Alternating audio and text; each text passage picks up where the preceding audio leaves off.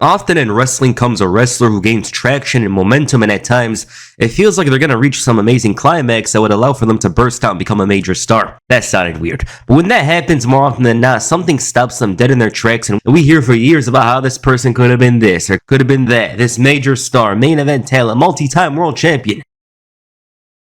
Heat check. Okay, it's a concept in basketball to test whether your form is abnormal, but for this video, I just want to look back on some guys that almost broke through and answer the question whether their push would have been valid or not. We mostly look at crowd reaction, seeing as heat is an important thing in wrestling, but of course the overall talent themselves. This person here in this part of the video is by far the most outlier of anybody you'll see, seeing as they had a big career, but looking back on them, I still believe that they didn't achieve what their character's potential was. And just want to say this, they are the only person in this video who I'd say had an accomplished career of the highest order. Kane. The Big Red Machine debuted in 1997 as the brother of The Undertaker and casted terror on the entire WWF. Kane was indestructible and untouchable in the lead up to WrestleMania 14, and Kane's first year in the WWF was incredible because even though he lost, these losses were few and far between. But then he was used in the usual make somebody else look good thing, and he lost a lot of steam. Kane wasn't Kane anymore. For as much as I enjoyed 2002 Kane, it wasn't the same. Then they unmasked him, and this was an opportunity to reignite the fire of the old version of Kane, turn him into a final boss, and it felt like that worked because Kane was once again scary and menacing. WWE understood the assignment. Kane was the final boss, and a question that often comes up is that he could have been more. And to me, he's one of the most obvious examples in this video. Why? Because a victory against Kane should feel like hell and something that is an achievement. It dwindled with every loss. It's not a matter of keeping him away from the title picture because, say Kane did win that title in 2003. He doesn't need it afterwards. And he should be like one of those video game characters where if you're truly great and one of the best on the roster, you should beat him. This complaint that I hear fans talk about, personal opinion, valid. Kane had a lot of momentum in 2003, the kind of momentum that will always be a missed chance, seeing how they worked so hard to reestablish him, all for nothing in the end, because Kane was mostly the same after 2004. When MVP signed with WWE in 2006, he was presented as an overpaid crybaby who and the worries of anything that was non-wrestling related. He was somewhat like Terrell Owens, who was on the Philadelphia Eagles at the time, and this character was great because not only did MVP have a great understanding of it, but he was able to follow up with the mic work and the tiny stuff. Just the way he'd complain to Teddy Long and hold a personal grudge against him, the inflatable tunnel he used to come through, and MVP had a great first year and built a good place for himself on the SmackDown brand. He got reactions, he was capable in the ring, and I remember WWE used to throw him all over the show because MVP would make the most out of it. Then 2008 came. What was supposed to be a breakout year for MVP turned out to be a year that changed everything for him. Now after WrestleMania 24, MVP started losing more.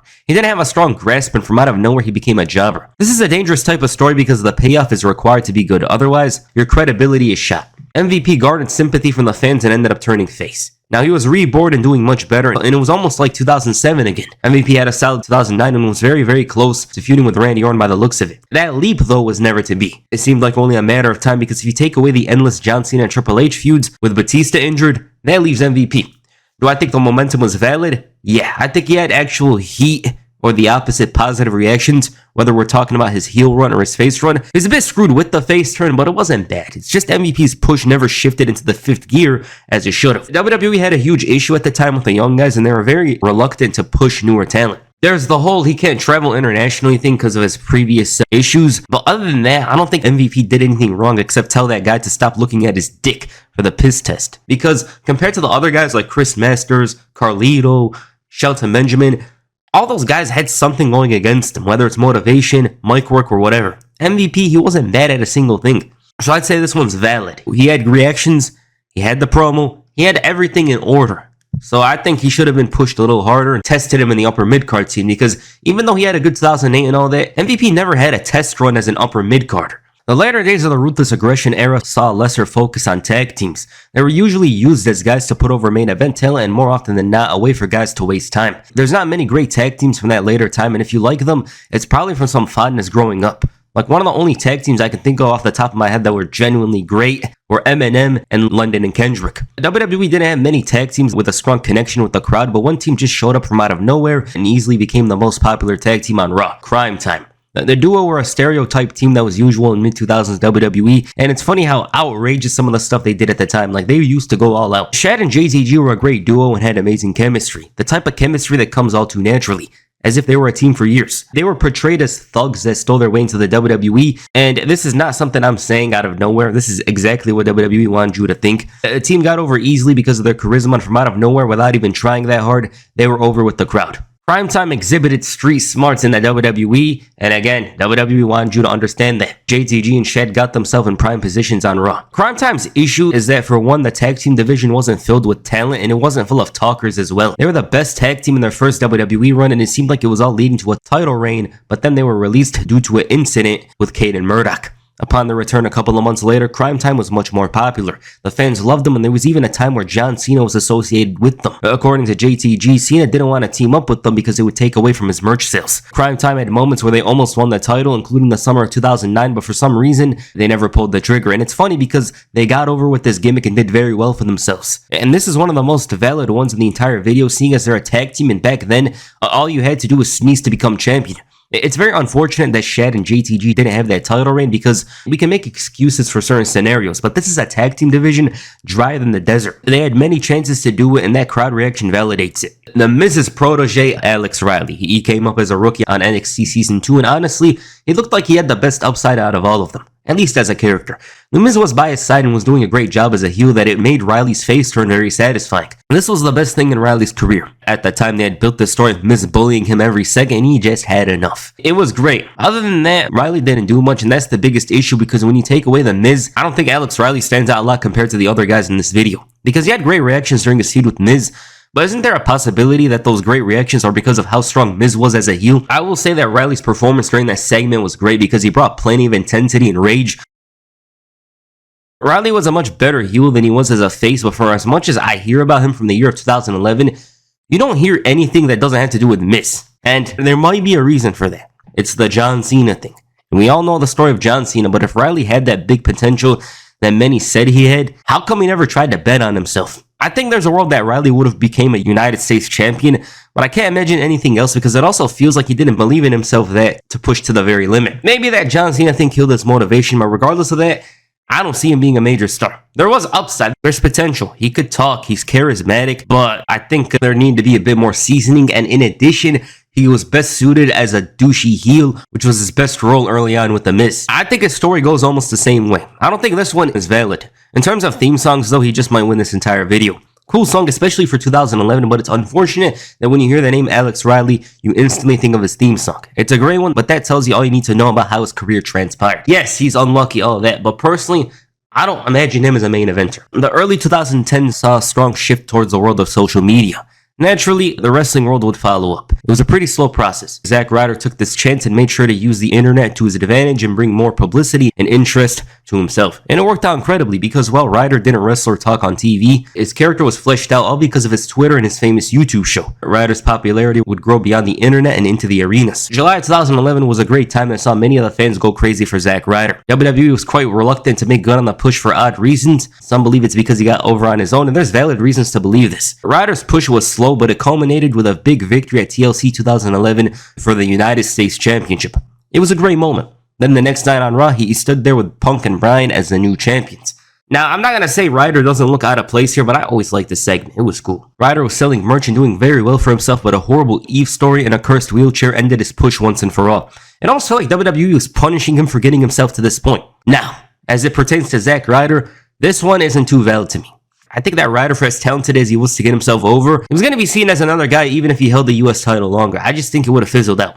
And the reason why I say this is because to me, there's some other guys around that time were the real deal, and it took them a very long time to actually get pushes. The difference is very noticeable between Ryder and the likes of Dolph Ziggler, Kofi Kingston, and those guys. We're not going to lie and say that his legs weren't cut from under him, but I think there's a novelty about what Ryder could have been, because if you ask me personally, I'm still choosing Ziggler, Cesaro, Kofi, Miz, Rhodes, and Christian as the mid-card champions. So to put it simply, he had great reactions, but I don't think it's going to be very sustainable. Now, Dolph Ziggler, on the other hand, is a different story. I just want to say that this is about his 2013 push as opposed to 2014. I already talked about it here. Ever since Dolph Ziggler was paired with Vicky Guerrero, success seemed like it was around the corner for the show-off. Dolph Ziggler was WWE's workhorse in 2011 and 2012, so much that it felt like his partnership with Vicky lasted for 5 years when it was only 2. He was all over the place and that began to lead to more opportunities higher up the card. At the end of 2012, Ziggler was just amazing. And if you're wondering why I mentioned that time period for him, it's because WWE had 4 people all over the product: John Cena, Sheamus, Ryback, and Dolph Ziggler.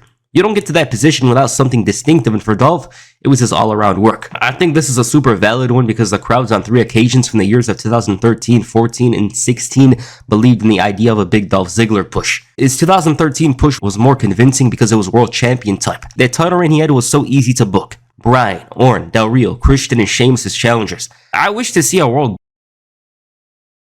It wasn't on him at all. In this scenario, John Cena still wins the title for Orton to unify them, but the journey would have been better than seeing Ricardo Rodriguez become RVD's manager. Very valid on this one. The intellectual savior of the masses, Damien Sandow. When he debuted for WWE in 2012, he was instantly a unique character. And one thing I really appreciate about Sandow is that he was super committed to the character to the point where I wouldn't be shocked if he was acting like that outside of the ring. Sandow had great mic skills and was an amazing performer when it came to this character. In ring, he wasn't much unforgettable, but his upside was because of how good he played his role. He had a solid 2012, but 2013 was something else because they decided to give him money in the bank. Even at that time, this was a bit surprising. While Sandow was a great character, this felt too soon and put him in a role where he was potentially going to become the world champion, which honestly would have been outrageous at the time. When Money in the Bank was won at that time, it was something that you could imagine going well. For Sandow, even if he won the title, I doubt he would have had a run we'd remember well, and that's the issue. As much as I think the intellectual character had more to offer, I don't see him as a missed chance as much as others. They did mess up badly by having the failed cash-in go the way they did, but Sandow showed his worth when it comes to characters afterwards. He was a great comedy character, and while they'll cast you in that role and have you lose a lot, it probably comes down to there being mid-card heels that were more capable than him. And I thought he was a good heel, it's just he was much better in comedy, and the moment he did leave WWE, this guy dropped in TNA. He had the most disappointing debut of anybody in that time period. There's times when Sandow has displayed something after WWE, but it never all came together like it did in 2013. But for as much as I hear about him, honestly, I don't think the complaints are too valid about him. He could have been in the mid-card though, I just can't imagine him higher. If he won a world title, I think his title reign would have been a bit better than Jack Swagger's, but I don't think it would have been a favorite of many. WWE never had the best luck when it came to monsters, especially in the late 2000s. They stumbled upon Ryan Reeves, who was a notable member of the Nexus, but it seemed like he was old news after he suffered an ankle injury. Upon his return, he was repackaged as Ryback. Ryback was a vicious wrestler who caused destruction and anarchy in a short time. It didn't get over initially, but that would quickly change. Ryback matches were fun because he was wild and intense. It's not because of his wrestling skills, but the way he's booked. Ryback soon enough had fans chanting the "Feed Me More" catchphrase, and after John Cena's injury in October of 2012, they went even higher on him and gave him a big WWE Championship match against CM Punk. October of 2012 is a month that shouldn't be overstated. Ryback was massively over and had arenas shaking when he came out. In terms of heat, Ryback is one of the realest in this entire video. This guy was hot tracked to an insane position, and there was real chances of a Ryback title win. And I'm just gonna say, the heat check is valid here. He was a new star and somebody to watch out for. Was he a great wrestler? Far from it. But he had the legitimacy and credibility to win the title. I do think it's a bit crazy, but say it happened. I think Ryback would have had a quick but decent title reign. WWE was in a tough position because of The Rock, seeing as he was gonna show up and face CM Punk at the Raw Rumble. And this is a clear example of The Rock doing whatever he wants, and somehow, some way, it affected Ryback. I also think they made matters worse by having him become a choker, a serial choke, a guy that manages to bottle it at the end. The fans were going insane for him even after Hell in a Cell, especially when he'd catch the Shield and throw Seth Rollins around. But with that and the Mark Henry loss, they killed him. Ryback had something going on again near the end of 2014, but it wasn't as strong as 2012. With this one, I get the whole talk about Ryback winning the title, but we should be talking about the World Heavyweight Championship. With that, it makes more sense. But in terms of popularity, Ryback's was very real, and it's evident by not only his 2012 push, but his face turn 2 years later. The Swiss Superman Antonio Cesaro, one of the best in-ring talent that WWE had in the 2010s, a specimen, incredible feat of strength. This guy was crazy. Cesaro debuted in 2012 and immediately was treated with importance. He won the United States Championship and was featured consistently on TV. At that time, he was always labeled as the guy who got kicked out of rugby for being too aggressive. That sounds funny in itself, but you get the point. Cesaro was a man that spoke 5 languages and often felt that he had the European excellence, what Americans usually prefer. Cesaro was getting more and more comfortable with each year in the WWE. He wasn't the best on the mic, but he definitely had in-ring charisma. Outside of the ring, on the mic, it's not the same, and that's always a big part as to why Cesaro never broke through. The 2014 started off amazingly with the Battle Royal win and Cesaro becoming a Paul Heyman guy, but that ended up being the worst thing that happened to him. Heyman didn't manage him really, as it was just a way to give him time to talk about Brock Lesnar. Cesaro was banished to the lower mid-card at one point, but ended up shining as a great tag team wrestler. 2015 was a much different time for Cesaro, and one that showed what he was capable of as a face. The issue with him is that in ring, there was nothing wrong, not even a single thing, but he didn't have the greatest charisma and was better served with a manager. I don't think the complaints with Cesaro are entirely valid. Like, I liked his matches in WWE, still like his matches in AEW, but not everyone's going to be the top guy. I do think he should have been one of the best Intercontinental Champions ever, and to think he has 0 is absolute insanity. I could complain about it the entire time. This guy's the perfect workhorse for the IC title, yet he never had a single reign. Now, unlike a couple of these guys, I can't imagine Cesaro having won the world title reign, but it's in a time he has a manager and his intensity increases. Right now in AEW, he's at his most intense, and that's how I'd imagine a title reign of his. But for this one, again, he needed a little more. Now, I love Cesaro, one of the best wrestlers of last 15 years in ring, of course, but in a place like WWE, you need a little more than that. Eli Drake is a name that's been talked about for several years. It took him a long time to find his footing in the industry, but TNA gave way for him to develop into a hot talent. Initially, he was seen as a budget rock, but as time went on and he had his NWA run, people figured that he was much more than that. While he did exhibit the traits that Rock and Austin had, Knight was able to come up with something that would captivate the audience, and WWE was always going to be the best place to showcase that talent. The LA Knight name was silly initially, but just like many names, you get used to it.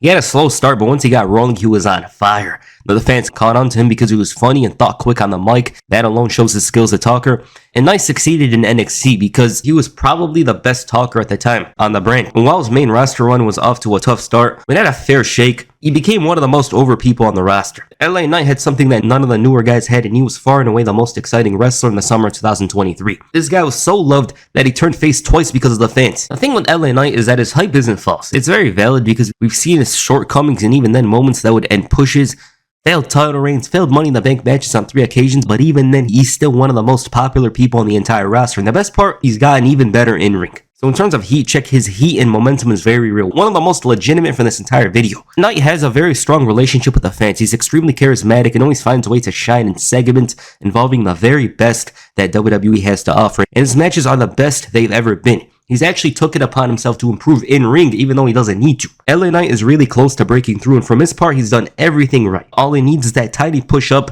but we don't know if it will ever happen. This is due to age and of course personal preference. And of course, I don't think he hates his spot because he's an upper mid-carder. He's around up there. He gets to feud with some of the top guys. I don't think he hates it, but in terms of heat check, a lot of other guys won the world title with less momentum behind them. Alright, what do you guys think of these guys in this video? Please comment down below, and that's it for this video. Make sure you hit Cesaro swing on the like button and perhaps the BTF on the subscribe button. Peace. I'm out.